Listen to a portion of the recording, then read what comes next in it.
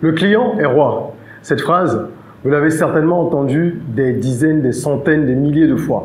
Et il y a une part de vérité là-dedans. Quand il n'y a pas de client, il n'y a pas de vente, une entreprise ne peut donc pas tourner. Mais je veux quand même aujourd'hui remettre un peu en question cette assertion.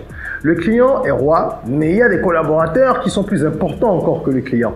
Oui, il y a certains collaborateurs stratégiques d'une entreprise qu'il faut considérer avec le plus grand soin. Autrement, l'entreprise ne peut pas progresser. Et c'est parce que de nombreuses entreprises, notamment en Afrique, ne prennent pas véritablement la mesure de cette donnée que nous allons aborder aujourd'hui, qu'elles échouent. C'est un aspect tellement crucial que lorsque vous manquez d'y répondre, d'y faire face, d'adresser cette problématique-là avec suffisamment de soin, d'intelligence et d'attention, eh bien ça se retourne contre vous. Prenez de quoi noter, on va en parler parce que ça pourrait sauver votre entreprise, ça pourrait sauver l'entreprise de quelqu'un que vous connaissez, ou vous pourriez, si vous êtes un employé, donner des idées au sein de l'entreprise où vous êtes pour que les choses se passent mieux. On en parle tout de suite. Je suis Régis Sezin, entrepreneur multipotentiel, conférencier, formateur et artiste. Je partage avec vous sur cette chaîne du contenu propulsif pour vous aider à rêver, oser. Hello les rocks, j'espère que vous êtes solides. Moi je suis en parfaite forme et je suis plein de gratitude envers l'univers. Aujourd'hui on va parler d'un aspect important pour toutes les entreprises, un aspect qui est malheureusement négligé parce que même quand on estime que le client est roi, ce qui est, je l'ai dit, vrai, il ne faut pas oublier qu'une entreprise, c'est un ensemble de différents types de collaborateurs, différents types de partenaires et qu'il faut faire attention à chaque composante. Cette composante essentielle dont nous allons parler aujourd'hui, vous allez comprendre à quel point elle est importante parce qu'on le sait, généralement, tout le monde sait que oui, c'est une composante importante, mais les gens n'y prêtent pas attention convenablement. Il y a une différence entre savoir, comprendre véritablement, intégrer et pratiquer ce qu'il faut pratiquer. D'accord? Si vous êtes nouveau sur cette chaîne, je vous souhaite la bienvenue. Welcome on board. Ici, on rêve, on ose, on crée, d'où le mantra soyons rock. Donc, je vous exhorte à vous abonner pour rejoindre notre communauté et activer la cloche de notification pour ne pas louper les vidéos quotidiennes qui sont diffusées ici sur des sujets propulsifs que sont l'entrepreneuriat, le développement personnel, l'éducation financière, etc.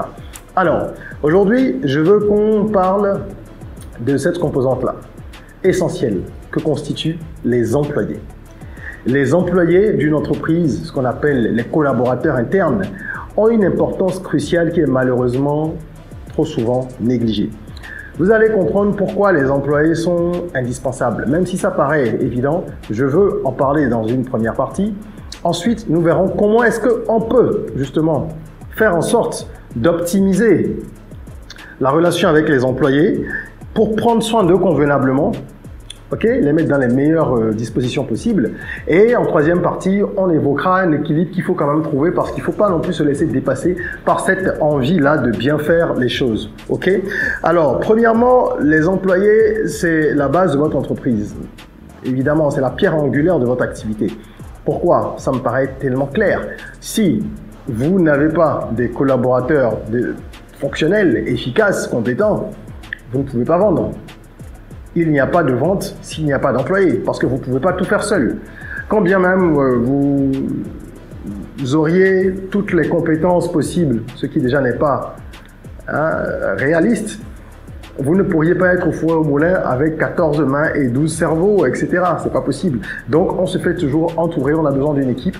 Et cette équipe-là, c'est elle qui va permettre aux produits d'être disponibles, aux produits d'être de bonne qualité, c'est elle qui va permettre aux services, si vous vendez les services, d'être des services que les gens s'arrachent, des services qui vont répondre à un véritable besoin, qui vont pouvoir apporter des solutions sur le marché, etc. Donc, c'est important de comprendre ça. Sans employés, sans collaborateurs internes, il n'y a pas de production, il n'y a pas de service client, il n'y a pas d'offre en fait. Ça, c'est la base. Ensuite, la satisfaction de vos employés est liée à leur productivité. Il faut comprendre que la satisfaction des employés est donc liée à la satisfaction des clients. Parce que s'ils ne sont pas productifs, les employés, les clients ne peuvent pas être satisfaits. On est bien d'accord là-dessus. Client satisfait égale à, c'est dans les deux sens, n'est-ce pas? Employé satisfait. Et il y a d'ailleurs des études qui ont été menées et qui ont prouvé qu'il y avait une corrélation entre le bien-être des employés et leur productivité. Harvard Business Review a effectué une étude sur 10 000 employés de différents secteurs et des employés qui sont à des postes totalement différents. Et il en est ressorti que les employés qui se sentaient bien au travail, qui avaient un certain bien-être, au sortir de cette étude, était plus de 20%, était efficace, productif, 20% plus productif que les autres.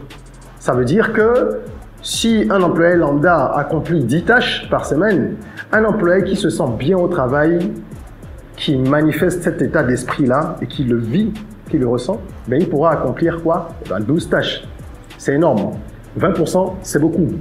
Donc, quand on a compris ça, et qu'on sait que les employés satisfaits sont plus enclins à offrir un excellent travail, on doit prendre soin de ces employés. Et on va voir comment tout à l'heure dans la deuxième partie. Donc ça, c'est le second point que je voulais aborder déjà dans cette première partie. Ils sont indispensables parce que sans eux, il n'y a pas d'offre. Ils sont indispensables aussi parce que plus ils sont heureux, plus ils se sentent bien, mieux c'est pour l'entreprise. Et le troisième aspect qui est important pour vous, directement pour votre entreprise, si vous êtes entrepreneur, ou si vous êtes même cadre, parce que vous portez l'entreprise, vous êtes un ambassadeur de l'entreprise, c'est l'effet sur la réputation. Lorsque les collaborateurs ont l'impression qu'ils sont valorisés et qu'on s'occupe d'eux convenablement, qu'ils sont dans un environnement propulsif et agréable, c'est toujours une bonne réputation pour l'entreprise. Prenez le cas de Google. Vous avez certainement entendu parler de Google en ces termes. Google est une entreprise où il fait bon vivre. Les gens se battent pour entrer à Google pour ça. Parfois même beaucoup plus que pour le salaire, même si c'est également un élément important. Parce qu'il y a des salles de jeu, il y a des salles de détente, il y a des repas offerts, il y a toute une multitude d'éléments qui ont été mis en place par le management pour créer une culture d'entreprise positive où les gens se sentent bien, où les gens ont vraiment envie de venir, travailler, de rester. Il y en a qui restent là, c'est-à-dire ils vivent là, surtout quand ils ne sont pas encore mariés, ils vivent sur le campus Google. Même mariés après, ils vivent sur les campus, qui sont donc des lieux de vie pour les employés. Je veux dire, ces espaces-là, pour les plus jeunes, c'est encore plus agréable et ça fait rêver. Et comme ça, vous attirez les meilleurs talents. Parce que les gens veulent venir chez vous. C'est comme ça que ça se passe. Moi, dans une de mes boîtes, on a l'habitude de prendre le petit déjeuner les lundis matins. Avec l'équipe. Ça fait partie de la culture d'entreprise qu'on a instaurée. Les lundis, on se retrouve, on prend le petit déjeuner et puis on échange un peu. On fait en sorte que ce ne soit pas très long parce qu'on sait que le lundi, c'est un jour stratégique. Mais le but, c'est quand même de donner une certaine impulsion, et de créer une certaine chaleur dès le début de la semaine, parce que le lundi, c'est un jour avec beaucoup d'appréhension pour beaucoup de gens. Mais quand vous faites ça, en fait, vous changez tout de suite la modulation et la fréquence vibratoire même de l'entreprise dès le lundi matin. Donc ça, ce sont des éléments que vous pouvez mettre en place. Il y a plein de façons de faire. Si vous avez besoin de conseils, vous avez besoin d'être coaché là-dessus, n'hésitez pas à booker une séance de coaching avec moi. Le lien est en description et je pourrai vous apporter mes lumières pendant donc 60 minutes. C'est une séance qui se passe en ligne, une séance individuelle bien sûr, où on va traiter de différentes thématiques concernant l'entrepreneuriat, le business, le développement personnel et je pourrai répondre à vos questions pour vous aiguiller. Alors, une fois qu'on a compris pourquoi est-ce que les employés sont aussi importants, il faut voir comment est-ce qu'on peut maintenant prendre soin d'eux convenablement. Comment est-ce qu'on peut les valoriser. La première suggestion que je vous ferai, c'est de créer un environnement qui soit un environnement favorable. Ce que je viens de donner comme exemple en parlant du petit déjeuner et que nous faisons, il y a plein d'autres éléments qu'on a mis en place, mais c'est une façon de faire ça. Il faut créer un environnement favorable. Les employés doivent se sentir valorisés parce qu'ils se sentent souvent utilisés. Et ça, c'est un problème. Ils se sentent utilisés par l'entreprise, par le chef d'entreprise, etc. Donc, ils ont l'impression d'être constamment vassalisés. C'est pas faux, parfois ils le sont, mais il faut leur donner quand même le sentiment d'importance. C'est-à-dire, même si vous êtes là parce que vous jouez un rôle et que l'entreprise vous utilise, elle vous rémunère, mais au-delà de l'argent, on considère votre importance. Et il faut encourager la communication. C'est un des éléments les plus importants quand vous voulez créer un environnement favorable. Les gens doivent avoir la possibilité de vous parler franchement, directement, avec bien sûr le respect qu'il faut, la courtoisie nécessaire est due à votre statut, à votre position dans l'entreprise. Mais il faut que ce soit ouvert. Parce que quand il y a des barrières trop épaisses entre les collaborateurs et la hiérarchie, les employés et la hiérarchie, ils n'osent même pas parfois remonter des informations cruciales qu'ils ont sur le terrain. Ils ont peur de donner leur avis, ils ont peur de s'exprimer, et ça c'est dû aussi à notre culture. C'est-à-dire que vous voyez, dans beaucoup de familles, il y a par exemple le vouvoiement entre les parents et les enfants. D'accord? Et ça, ce sont des choses qui se transposent après, même dans la vie sociale. Dès qu'il y a une différence de hiérarchie, les gens au-delà du vous, parce que le vous est juste symptomatique de beaucoup d'autres choses. Ce vous-là, ça empêche aussi les gens d'avoir une certaine proximité. Alors, je ne vous dis pas de demander à vos employés de commencer à vous tutoyer à tous vos employés du jour au lendemain. C'est pas de ça qu'il s'agit. Mais je vous explique que déjà, c'est plus difficile dans nos environnements de donner aux gens l'impression qu'ils ont la latitude de parler et de dire ce qu'ils pensent. Or, il faut qu'ils aient ce sentiment-là, donc vous devez le créer. C'est plus délicat encore dans l'environnement africain, mais il faut créer ça. Moi, je fais par exemple des entretiens individuels avec tous mes collaborateurs, c'est périodique, ça peut être tous les 2-3 mois, ça dépend des entreprises. D'accord? Ça dépend de mes différentes entreprises et du planning, de tout ce qui est mis en place. On s'adapte, du nombre de collaborateurs et tout ça. Même périodiquement, je fais un échange, un entretien individuel avec chaque collaborateur, au-delà de tous les échanges inopinés qu'il y a. Et ça, c'est pour leur demander comment ils vont, comment ça va dans le boulot, quelles sont leurs suggestions, est-ce qu'il y a des choses qui les froissent, est-ce qu'ils ont au contraire des choses qui leur font plaisir, et dans leur vie personnelle aussi, sans faire de l'intrusion. Je cherche quand même à comprendre et à échanger avec eux, et ils sont en confiance, et ça crée vraiment le sentiment d'appartenance à une équipe, à une famille. Donc ça, c'est très, très, très, très important. Une fois que vous avez fait ça, il faut penser en deuxième lieu à offrir des avantages et des opportunités de développement. Les opportunités de développement, ça va être quoi? Ça va être des formations, par exemple, ou du mentorat. Vous pouvez être le mentor. Si vous avez les qualités de leadership qu'il faut, vous serez le mentor de vos collaborateurs et ils seront heureux d'être avec vous. Moi, j'ai certains collaborateurs qui m'appellent le mentor, parce qu'au-delà de la relation professionnelle qu'il y a, c'est-à-dire purement liée à l'activité d'une entreprise X, ils ont l'impression d'apprendre auprès de moi. Et il n'y a rien de plus intéressant pour vous-même, parce que vous transmettez, mais vous apprenez d'eux aussi. Et ça crée une certaine confiance. Donc les gens après sont avec vous, pas uniquement parce que vous avez une entreprise qui est super florissante ou quoi que ce soit, mais déjà parce que au contact de votre personnalité, il y a un magnétisme qui leur plaît. Ils sentent qu'ils peuvent avancer et faire de grandes choses avec vous. Et qu'ensemble, vous pouvez faire de grandes choses parce que c'est dans les deux sens. Vous donnez, vous recevez. Et ça, c'est important, surtout pour les petites boîtes ou les boîtes de taille moyenne. Vous n'avez pas la possibilité d'offrir les avantages que des multinationales offrent. Parce que quand on parle d'avantages, il y a par exemple tout ce qui va être assurance.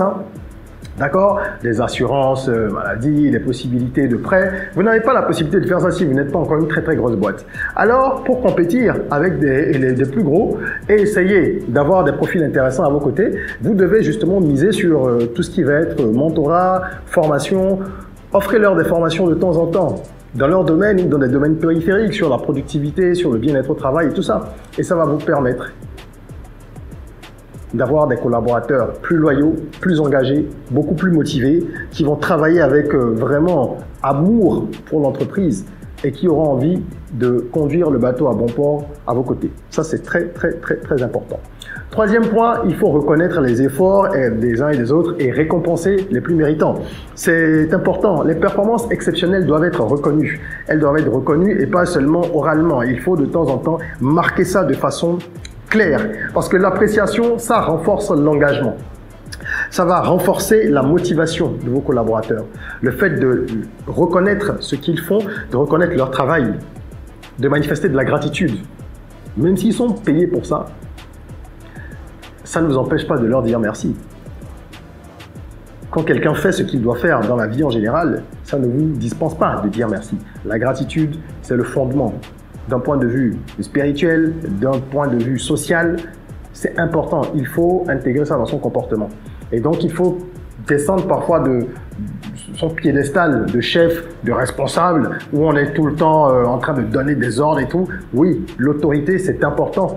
Mais l'autorité, c'est pas forcément être gonflé, crier sur les gens, ne jamais dire merci, ne jamais féliciter. Ce n'est pas ça. Le leadership, lorsque vous êtes un vrai leader, vous comprenez qu'il faut valoriser vos collaborateurs.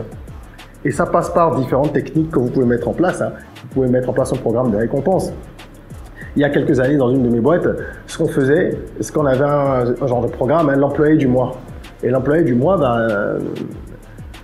c'était pour récompenser celui ou celle qui avait eu les meilleures performances. Et pas que des performances commerciales ou techniques. Il y avait aussi l'attitude. Il y avait une grille assez claire, très claire je dirais même, qui était à la disposition des collaborateurs. Donc chacun savait sur quels éléments est-ce que nous nous baserions, donc le service des ressources humaines et le top management, pour pouvoir noter et évaluer, entre guillemets, le travail, l'attitude, le comportement d'un collaborateur sur le mois. Et chaque mois, celui qui était désigné ou celle qui était désignée avait des petits cadeaux, un bon d'achat de tissus ou alors un bon pour aller au restaurant avec son conjoint ou sa conjointe. Voilà, ce genre de choses. Et ça nous permettait vraiment d'instaurer une compétition saine. Oui, compétition saine, je dis bien saine parce que c'est une équipe, les gens collaborent, ils sont pas là pour s'affronter, mais ils ont envie de se dépasser toujours. C'est ça, comme dans une équipe de foot ou de basket, où les joueurs de la même équipe doivent aller chercher la victoire, les trophées, mais chacun également essaye d'être le plus performant possible. Donc il faut instaurer aussi cette dynamique-là. Ça montre que vous reconnaissez leur travail et en même temps, vous allez propulser votre entreprise parce qu'ils vont faire le maximum pour se dépasser. Le quatrième point, et dernier que j'évoquerai, il y a beaucoup d'autres choses qu'on peut faire, mais on va s'en limiter à ça, on va se limiter à ça aujourd'hui, on va s'en tenir à ça, c'est d'instaurer un équilibre entre la vie privée et la vie professionnelle. Vous devez montrer que vous avez du respect pour la vie privée de vos collaborateurs. Ça veut dire qu'au niveau du temps qu'ils passent dans l'entreprise, des engagements, des responsabilités qu'ils ont, il faut que vous intégriez aussi qu'ils aient une vie personnelle.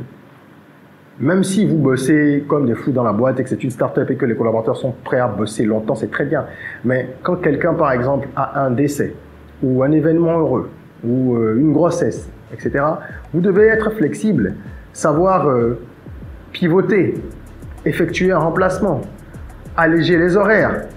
Je le dis parce que dans les boîtes qui ne sont pas, encore une fois, de très grandes boîtes, les politiques RH ne sont pas forcément développées, on n'a pas le personnel pour mettre en place des politiques très abouties et tout ça. Et du coup, on est très déstabilisé par les interruptions qu'il peut y avoir dans la vie professionnel d'un collaborateur parce qu'il a des exigences dans sa vie privée aussi. On se dit comment je vais faire maintenant, lui il s'en va, lui il va pas être là 3 mois, comment je vais faire, nanani, nanana. Donc il faut avoir des politiques de flexibilité et tout ça, ça se met en place, ça se prépare. On n'a pas besoin d'être une grosse boîte pour ça. Il faut avoir un petit manuel et savoir comment est-ce qu'on peut parer aux choses. Et voilà, c'est comme les jours fériés, même si on est dans le privé et que parfois ça nous emmerde sérieusement, c'est vrai, les jours fériés, il faut savoir aussi donner un peu de temps, de champ aux collaborateurs. Évidemment, aux jours fériés, ces jours fériés, vous êtes dans le pays, vous respectez ça, d'accord? Mais au-delà de ça aussi, pendant les fêtes de fin d'année par exemple, même s'il n'y a pas... au-delà des jours fériés, il y a rien d'autre qui soit imposé par l'État dans le pays où vous êtes. Vous pouvez prévoir de laisser partir les gens 1 ou 2 heures plus tôt parce que sur les 2-3 derniers jours par exemple, avant le 31, parce que vous voulez qu'ils aient du temps pour se consacrer à ci ou à ça. Même si c'est pas évident, vous vous organisez, sauf si vous êtes dans une activité où le pic, par exemple, le pic d'activité, c'est cette période-là de l'année. Évidemment, non. Lorsque nous on fait des paniers qu'on vend en fin d'année, ce qui se passe, c'est qu'en fin d'année, tout le monde bosse 4 fois plus jusqu'au 31. Parfois, le 31, on doit faire des paniers qu'on doit livrer à des entreprises. Mais les jours qui suivent, on se rattrape. Donc, il faut trouver l'équilibre. Et je vais finir en évoquant très brièvement l'équilibre qu'il faut trouver justement parce que c'est bien de vouloir créer cet environnement propulsif-là. Il ne faut pas pour autant laisser trop de champs et ne pas mettre de barrières. Il faut qu'il y ait des balises, d'accord? Vous créez un environnement agréable pour tout le monde, mais il faut qu'il y ait des balises. Il faut que chacun sache que on n'est pas non plus au marché ni dans la cour du roi Péto. Et c'est pas toujours facile à intégrer pour les uns et les autres. Donc, il y a la barrière qui est assez fine entre la proximité avec les collaborateurs et la familiarité qu'il faut pouvoir instaurer. Il faut toujours qu'il y ait cette barrière. La familiarité, ce n'est pas ce qu'il faut au travail. Il faut de la proximité et de la convivialité. Parce que si vous brouillez ces deux terrains-là, au final, vous allez vous retrouver dans des situations difficiles où les gens ne feront pas la différence entre le patron, le responsable et le copain. C'est pas une bande de copains. On crée une atmosphère propulsive, chaleureuse, pour que tout le monde donne le meilleur de lui-même, mais ce n'est pas non plus pour que les gens dépassent les bornes. Et là, il faut faire attention parce qu'il y en a qui ont tendance, lorsque vous donnez la main, à vouloir prendre le bras et après le corps et tout le reste. Donc, il faut pouvoir trouver la bonne politique qu'il faut. C'est pour ça qu'il faut, communiquer clairement sur les objectifs en disant « Ah oui, on est dans une ambiance super top et tout, ici c'est bien, mais les résultats avant tout. » C'est pour que vous soyez détendu pour travailler, c'est pas pour autre chose. Donc les résultats c'est tel. Et justement, il faut avoir des objectifs clairs et précis. Parce que c'est sur la base des objectifs que vous pouvez dire aux gens, non, tu n'as pas fait ton job, tu l'as mal fait ou alors tu l'as bien fait. Si vous dites juste, non, il faut qu'on ait plus de ventes et que vous ne précisez pas combien de ventes, sur quelle période, etc., ça ne marche pas. D'accord? Donc il faut des objectifs très clairs, comme ça les gens comprennent qu'on n'est pas là pour s'amuser, c'est pas parce que l'ambiance est bon enfant qu'il faut faire n'importe quoi. Ça c'est pour trouver l'équilibre. Et ensuite, vous devez toujours leur rappeler à vos collaborateurs que même si vous considérez qu'ils sont une pièce centrale, ben, le client, c'est le faiseur de roi. Et je terminerai là-dessus. Parce que j'ai commencé en disant que le client n'est pas vraiment roi pour moi. Il est même plus que le roi. Il est le faiseur de roi. Donc les employés sont importants, les collaborateurs internes sont importants, mais le client, c'est le faiseur de roi. Parce que sans lui, il n'y a pas de roi. Sans lui, il n'y a pas de collaborateurs. Si on les considère comme les rois, il n'y a pas de collaborateurs. L'entreprise, on va dire que c'est le royaume. Hein, et les collaborateurs, ben, tous ensemble, forment la cour avec vous. Hein. Vous êtes aussi un collaborateur, même si vous êtes le patron. Donc vous êtes là, c'est la cour royale. Mais s'il n'y a pas de clients, vous n'existez pas. Hein. Vous n'existez pas. Donc les faiseurs de roi, ce sont les clients. Il faut toujours rappeler ça et leur faire comprendre que on doit s'adapter. Autant on peut trouver de l'équilibre entre vie pro et vie perso, mais par exemple sur les périodes de forte activité, de pic et tout ça, il faut qu'ils restent plus tard. Nous, on a eu des événements qu'on organisait où avec l'équipe, on rentrait après 23 heures pendant plus de 3 semaines. Les derniers moments avant l'événement. Et pendant l'événement, certains dormaient sur le site. Ça, c'est avoir de la conscience professionnelle et savoir que quand il le faut se sacrifier. Et quand il n'y a pas d'urgence, eh bien là, on peut décélérer, etc. Et celui qui donne l'impulsion, c'est le chef, c'est le responsable hiérarchique, c'est le patron, c'est l'entrepreneur, c'est tout ce que vous voulez. C'est lui qui donne l'impulsion de cette culture d'entreprise-là. Voilà. C'est ce que je voulais partager avec vous. J'espère que ça vous a édifié. Si c'est le cas, mettez un petit like et partagez ce contenu pour que le maximum de personnes puissent en tirer profit. N'oubliez pas que vous avez la possibilité de booker un coaching avec moi pour discuter de ces questions ou d'autres questions concernant le business. Si vous avez des difficultés dans votre business ou que vous vous posez des questions, si vous avez des doutes, que vous voulez prendre des décisions dans les domaines que sont l'entrepreneuriat ou le développement personnel de façon plus générale, les deux étant interconnectés, n'hésitez pas à booker une séance de coaching et je me ferai un plaisir de vous accompagner, de vous éclairer afin que vous puissiez accélérer votre croissance personnelle et professionnelle. Voilà, en attendant qu'on se retrouve pour une nouvelle vidéo, prenez soin de vous, de votre corps, mais aussi surtout de votre mind. Rêvons, osons, créons, soyons rock.